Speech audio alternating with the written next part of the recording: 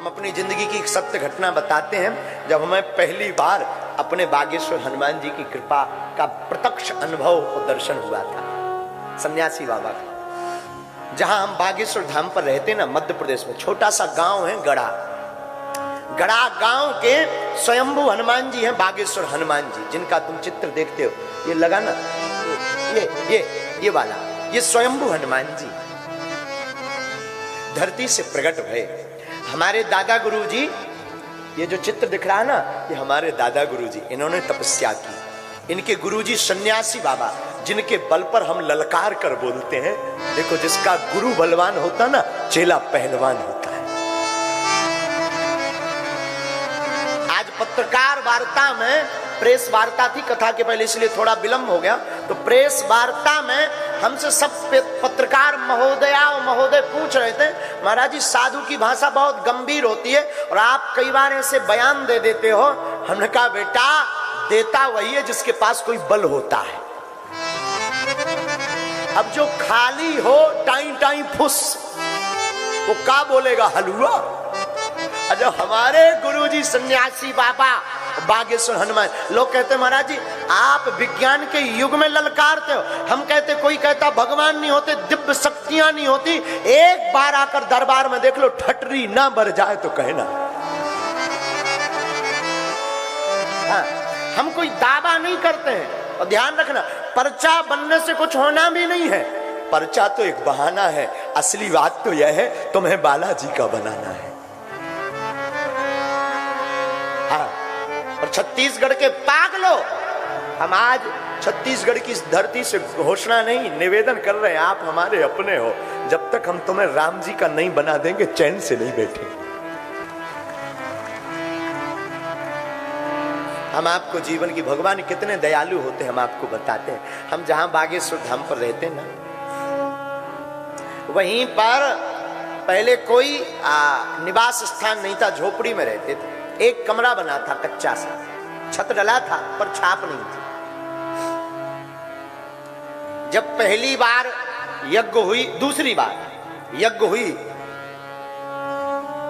गांव के आसपास के लोग यज्ञ में सम्मिलित हुए, खूब अब्बड़ जन आए, खूब लोग आए, बहुत लोग आए, अब्बड़ जन आए उसमें यज्ञ में। कथा सुनी, बालाजी के दर्शन किए, यज्ञ की लोगों ने परिक्रमा की। हमारे जेब में तो राम जी के मनी राम रहता ही नहीं, क्योंकि हमारा आदत बहुत अच्छा है, जितना हमें, एक तो अब दक्षिणा लेते नहीं है, काऊ से मांगते नहीं, और कोई दे जाए गुरुजी ये आपके खर्चा के लिए हमारी तरफ से। बच्चे हैं ना, कोई किसी नौकरी में लगा, कोई किसी में, लोग हमसे कहते गुरुजी आप बढ़िया वाला अकाउंट खुलवाइएगा। हमने कहा हमारा चलता फिरता अकाउंट है, हमारे बागेश्वर धाम के पागल ही हमारा बैंक बैलेंस है। हाँ, तो लोग कहते हैं, तो जो बच्चे दे जाते हैं, हमारी एक बड़ी प्यारी आदत है, जितना जेब में रहता उसका डबल खर्चा करते, डबल। इसमें आनंद ये है कि अभिमान नहीं आता है, आनंद ये है कि जो जेब में है वो कहीं चोरी ना हो जाए, ये डर नहीं रहता। हाँ, तो यज्ञ का आयोजन हुआ। प्रथम यज्ञ में बूंदी का प्रसाद बांटा, तो दूसरी वाली यज्ञ में हमने बजरंगबली से, हमने अपने बालाजी से प्रार्थना की, बालाजी यज्ञ होनी है, आप कृपा कर देना। और रुपया तो जेब में दो नहीं, यज्ञ ठन गई बड़ी, 18 पुराण, खूब बड़ा आयोजन। तो 2-4 बड़े बड़े जो सेठ लोग हैं ना, वो परिचित थे। हमने एक सेठ को बुलाया, हमने कहा भैया श्रीमान जी कुछ सामग्री आप दे दो और हम फिर चुका देंगे। सामग्री 3-4 लाख रुपए की हमने उधार ले ली। और जब वो शाम को आया, गुरुजी कब दोगे? हमने कहा देखो, अगर हमारे पास आ जाएंगे तो हम दे देंगे, नहीं तो यज्ञ तुम्हारी तरफ से हो गई। बेचारे का दिमाग खराब हो गया, इतना सा मुंह रह गया, बोले तो बोले क्या, गुरुजी ठहरे हम। तो बेचारा चुपचाप चला गया, बोले जैसी कृपा। हमने कहा ऐसी कृपा है, कौन सा हमें अपने बच्चों को खिलाना है, भंडारा करवाना है, तुम्हारी तरफ से हो गए। गुरुजी इतनी श्रद्धा नहीं है हमारी। हम कहा बढ़ाओ, नहीं है श्रद्धा बनाओ, साधु का काम ही है श्रद्धा बनवाना, यही इसीलिए तो हमने उधार लिया। बेचारा टेंशन में चला गया। फिर हमने उसको समझाया कोई चिंता, तुम परेशान ना हो, चुकाएंगे। यज्ञ के 7 दिन बीत गए। गांव के लोग आए।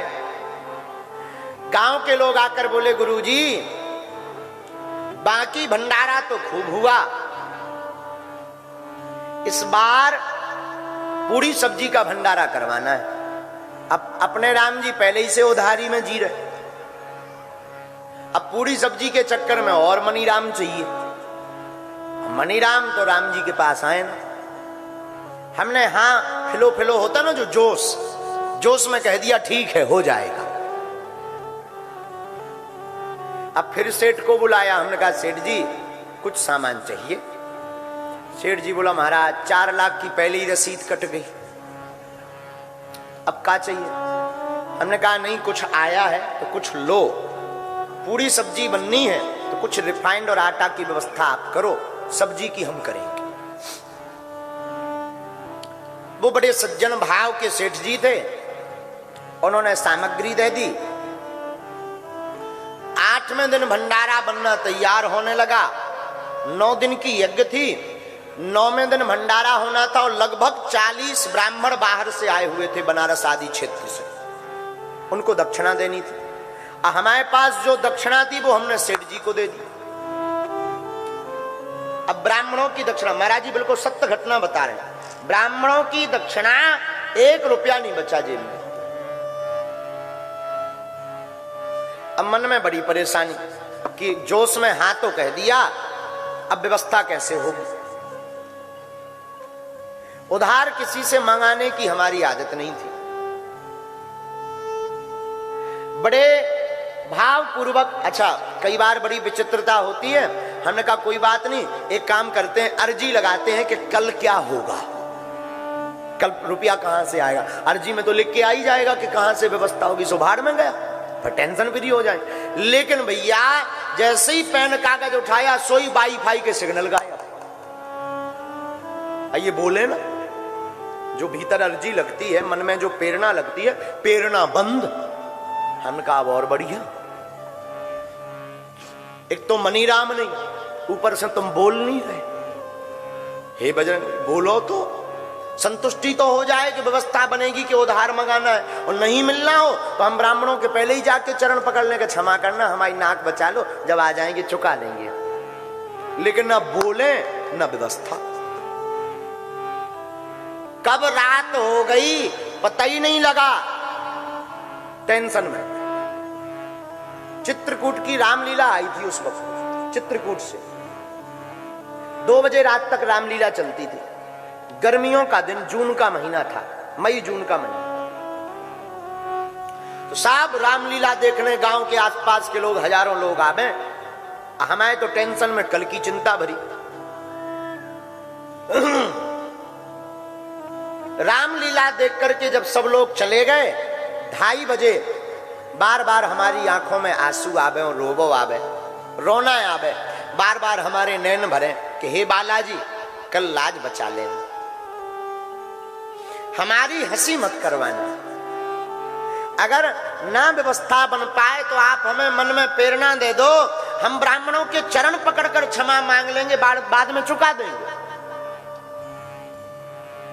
लेकिन हमारी लाज रख लेना, हमें अपनी लाज का भय नहीं है। यज्ञ में अगर ये विध्वंस हो गया, किसी ने कहा कि रुपया नहीं है और किसी ने अगर 2 बातें सुना दी तो आपकी लाज चली जाएगी, क्योंकि हमारी नाक तो आपकी नाक से हमारी नाक बची और हमें कोई चिंता नहीं। खूब आंखों में आंसू, बार बार हम आंसू पहुंचे। रात का समय, अर्जी लगे ना, सामने में मटकों में पानी भरा रखा था। आप लोगों में से कोई बागेश्वर धाम गया होगा तो बागेश्वर धाम के मंदिर के सामने पेड़ बहुत है, वृक्ष, तो सामने मटकों में पानी भरा था। गर्मियों का दिन, हमने एक मटका उठाया और जो कपड़ा जो पहने थे वैसे ही डाल करके नहा लिया।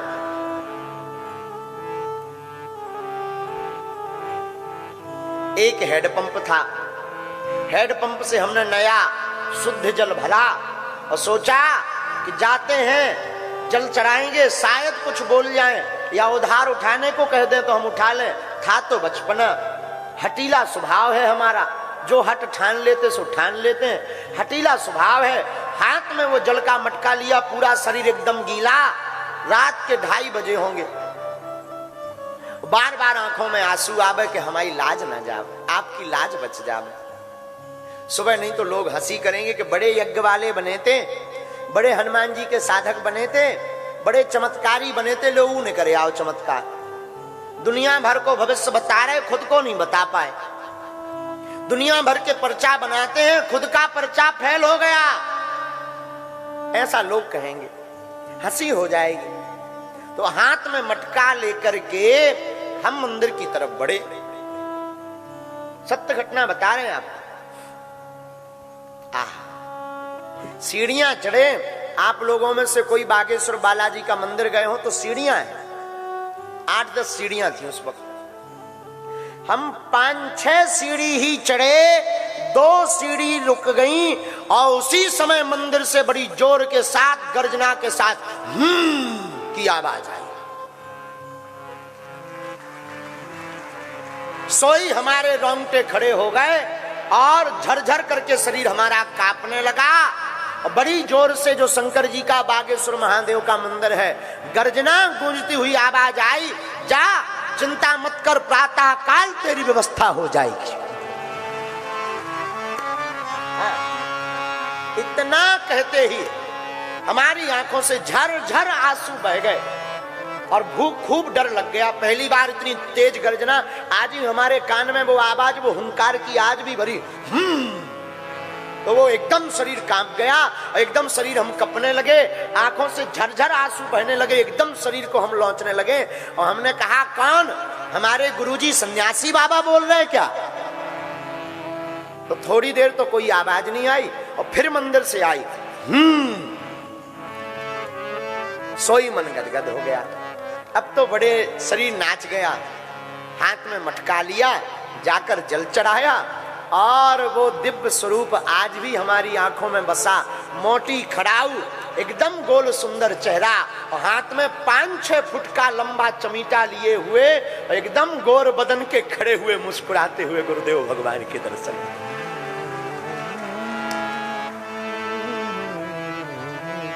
मारे खुशी के खूब नचे हम, एन जोर से जय जयकार लगा के। जो नीचे शिष्य मंडल सो रहा था वो जाग गया। क्या हुआ? हमने कहा कुछ नहीं, बताने योग्य बात नहीं है। अब जल की कौन पूछे, मटका वहीं छूट गया। मारे खुशी के मटका छूटा, कपड़े गीले ही आए और कमरा बंद करके हम इतने नचे कि तखत पर खूब कूदे के। वाह! अब बोल गए अब हमें कोई टेंशन नहीं है, कल की व्यवस्था हो गई। 3:30-4 बजे कब हम सो गए पता ही नहीं, ऐसे ही गीले। सुबह हुई, नॉर्मल दिन जैसे रोज होता था वैसी आज की सुबह, कोई नई बात नहीं। प्रातः काल स्नान फिर किया, वस्त्र पहने। उस कमरे के सामने में ही हमारी बैठक लगती थी, जहां लोगों के हम दर्शन करते थे, वार्ता करते थे, बात करते थे, दरबार की चर्चा करते थे। ये आपको बहुत पुरानी चर्चा बता रहे हैं। हम कपड़े पहन करके सामने जाकर बैठ गए, तो जैसे आप लोग बैठे ऐसे ही लगभग 1500 लोग बैठे थे। पंडित जी लोग थे, हवन चल रहा था, भंडारा शुरू होने वाला था, ब्राह्मणों को जाना था। बार बार आयोजन मंडल कहे गुरुजी लिफाफा बन गए, हमने कहा बन गए, झूठ बोल दिया, बन गए। हमें तो भरोसा था कि गुरुजी ने कह दिया, अब उसमें कोई भी किंतु परंतु होने वाला नहीं है। साधु जी आपको बताएं, एक सफेद शर्ट पहने, काला पैंट पहने एक सज्जन बेलोरो गाड़ी से आते हैं। गाड़ी हमारे सामने रुकती है, नई गाड़ी, अब उससे उतर कर बैठते हैं। लोग बैठे तो सबसे हम बात कर रहे थे, भंडारा तैयार हुआ कि नहीं। वो सज्जन आए, हमने पूछा कहां से आए, तो उन्होंने कहा उत्तर प्रदेश में झांसी से आए। हमने कहा वाह, हमने कहा भंडारा पा लीजिए। बोले गुरुजी कुछ यज्ञ के लिए सेवा करनी है। हमने कहा सामने कार्यालय है, तिवारी जी हैं, वहां पर हमारे एक सेवादार थे विजय तिवारी जी। हमने कहा उनको जाकर आप दे दीजिए, रसीद ले लीजिए। बोले नहीं, आपको देना चाहते हैं, आपकी कृपा से हमारा भाई जेल से निकल आया। अब हमें का ध्यान, ऐसो आशीर्वाद तो हम रोज बांटे, ध्यान तो रहता नहीं। हमने कहा हो गया होगा, श्री हनुमान जी बड़े लीलाधर हैं, गुरु जी ने इन पे कृपा कर दी होगी। हमने कहा धन्यवाद। उसने एक बैग रखा, हमने कहा भंडारा पालो। बोले नहीं गुरुजी क्षमा करो, जाना है। आंखों देखते ही देखते वो सज्जन बोलेरो लेकर चले गए।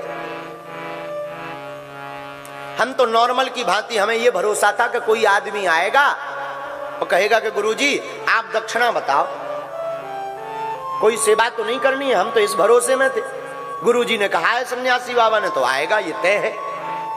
हमें क्या पता कि उल्टा होना है। वो बैग लेकर के तिवारी जी और हम कमरे में गए। तिवारी जी बाहर निकल गए। जब हमने बैग को, काला बैग को खोला, उसमें एक चिट्ठी लाल पेन की लिखी, आज भी हम रखे हुए सुरक्षित। उसमें लिखा था सादर जय सिया राम। और भगवान की ऐसी कृपा कि बैग में हमें जितने दक्षिणा की आवश्यकता थी उससे कहीं ज्यादा उसमें हजार हजार के नोट हमको प्राप्त भए। ये आपको हम अपने जीवन की सत्य घटना बता रहे हैं। कौन है, कहां का है, आज तक वो सज्जन हमें लौट को नहीं मिले। लेकिन भैया जिसका गुरु वचनों पर, भगवान पर दृढ़ भरोसा होता है, भगवान लीला करने के लिए कोई ना कोई रूप धारण करके अवश्य आते हैं।